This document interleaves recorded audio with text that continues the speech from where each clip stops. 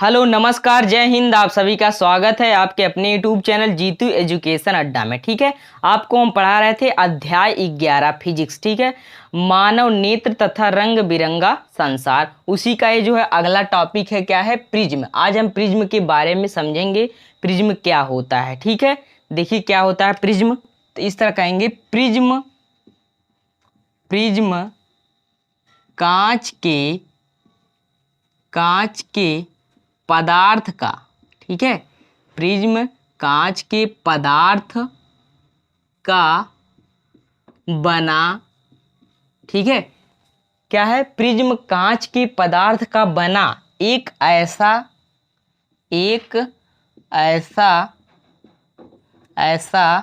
समांग पारदर्शी माध्यम होता है।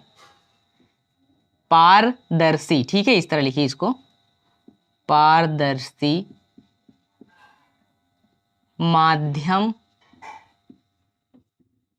ठीक है, प्रिज्म कांच के पदार्थ का बना एक ऐसा समांग पारदर्शी माध्यम होता है।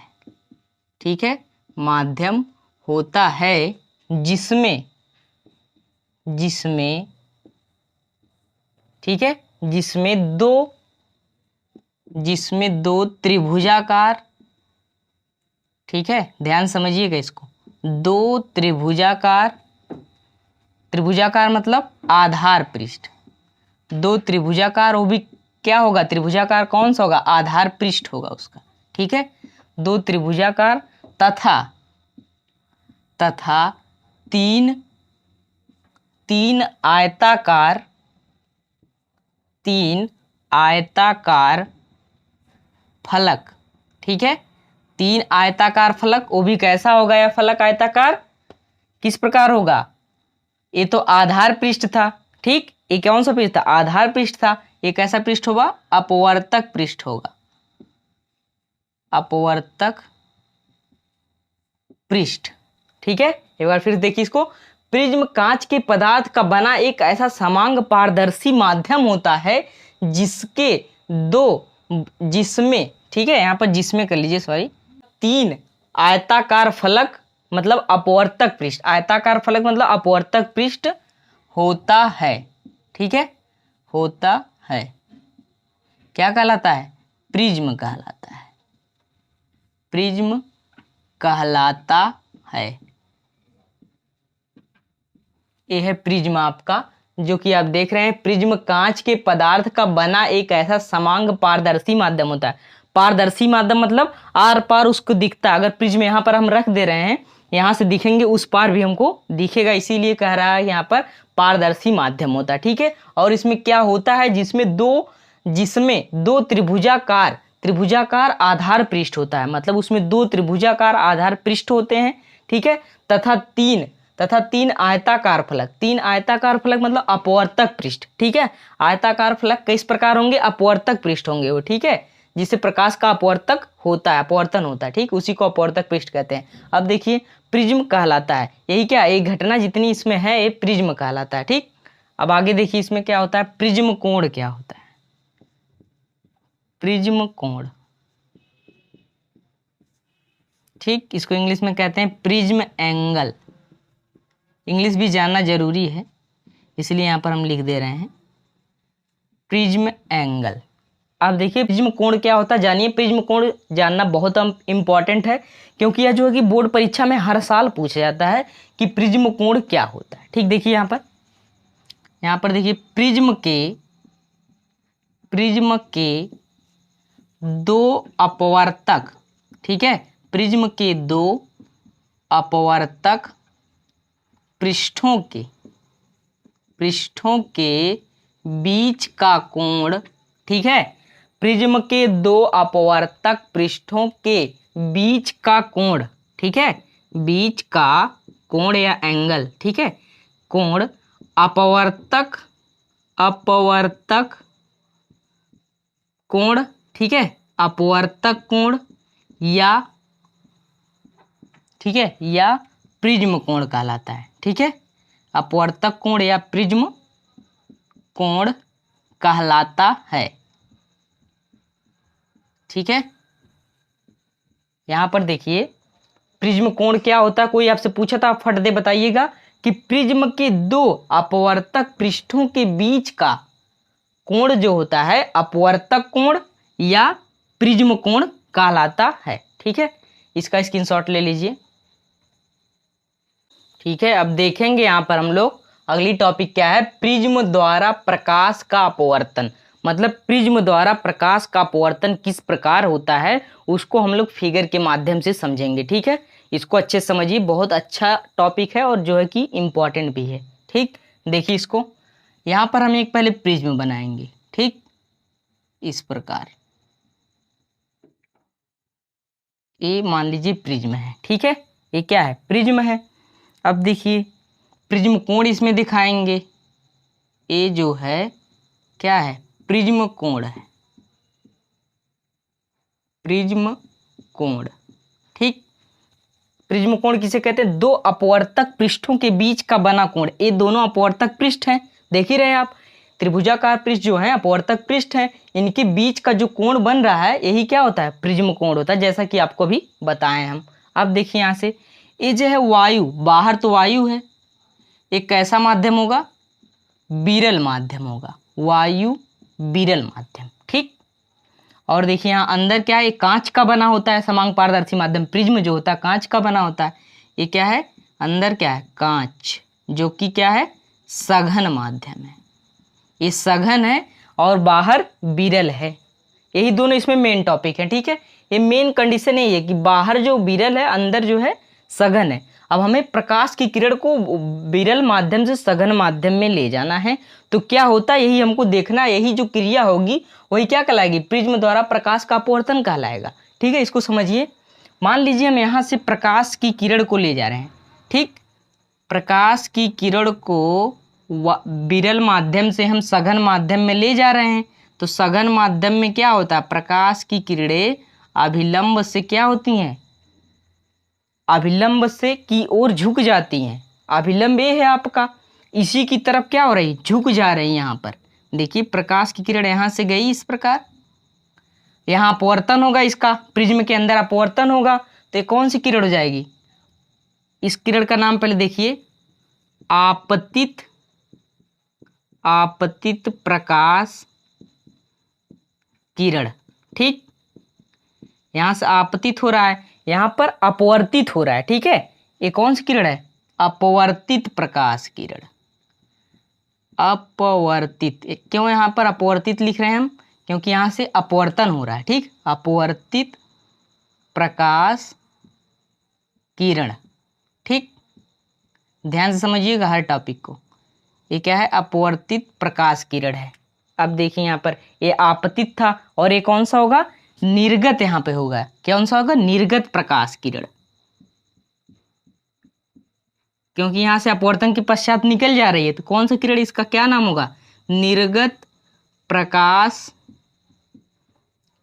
किरण। ठीक, ये कौन सा किरण है, निर्गत प्रकाश किरण।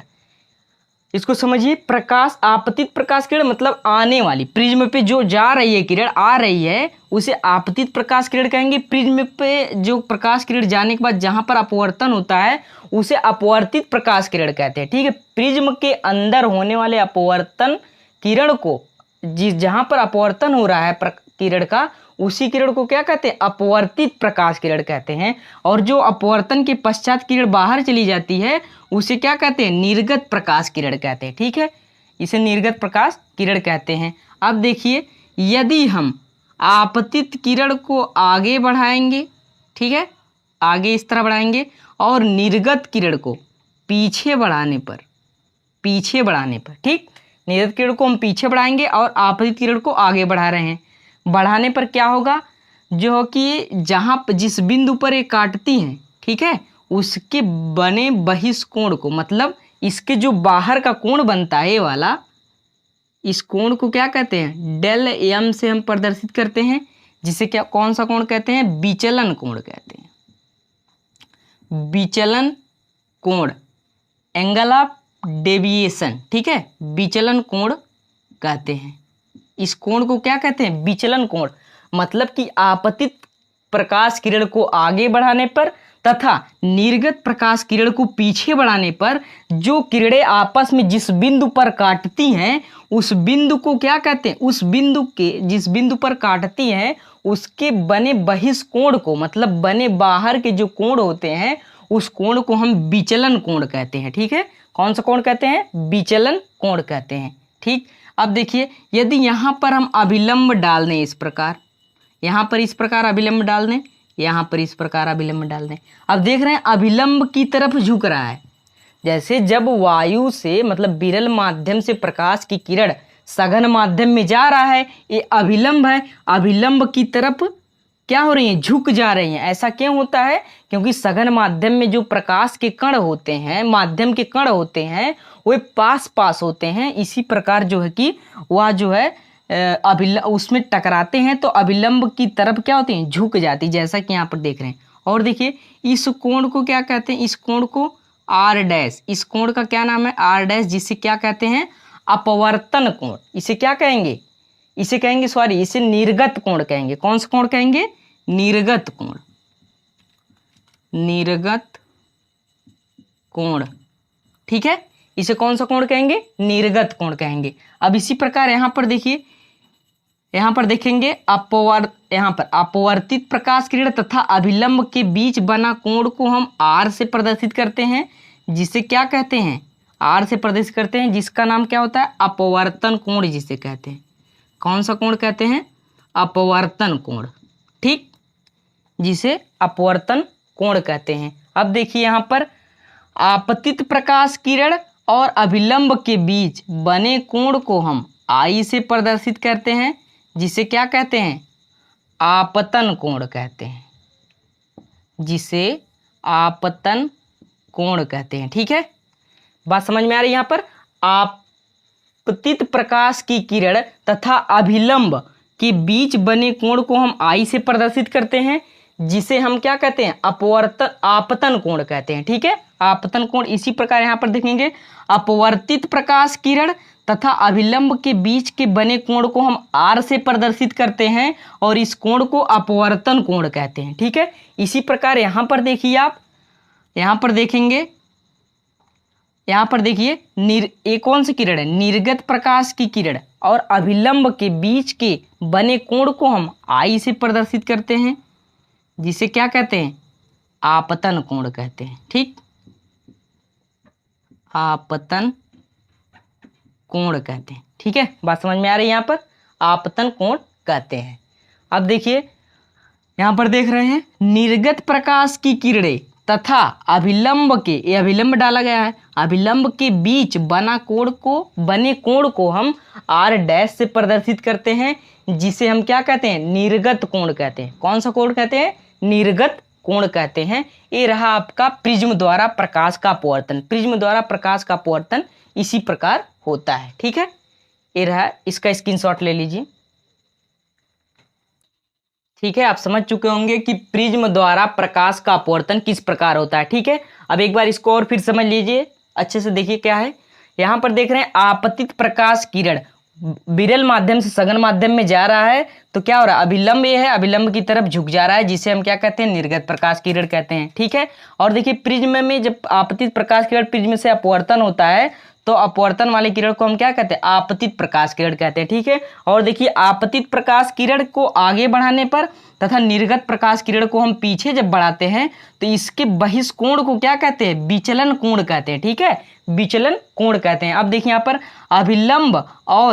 अभिलंब और यहाँ पर देखिए अभिलंब और निर्गत प्रकाश किरण के बीच के बने कोण को हम क्या कहते हैं, आई से प्रदर्शित करते हैं, जिसे आपतन कोण कहते हैं। ठीक, इसी प्रकार देखेंगे अभिलंब और निर्गत प्रकाश की किरण के बीच के बने कोण को हम आर डैश से प्रदर्शित करते हैं, जिसे निर्गत कोण कहते हैं। ठीक है, इसी प्रकार इस साइड देखेंगे आप, यहाँ पर देख रहे हैं आपतित प्रकाश किरण और अभिलंब के बीच बने कोण को हम आई से प्रदर्शित करते हैं, जिसे आपतन कोण कहते हैं। ठीक है, और देखिए यहाँ पर अभिलंब और अपवर्तित प्रकाश किरण के बीच के बने कोण को आर से प्रदर्शित करते हैं, जिस कोण को हम अपवर्तन कोण कहते हैं। ठीक है, ये रहा इसका जो है पूरा क्रिया की प्रिज्म द्वारा प्रकाश का अपवर्तन किस प्रकार होता है।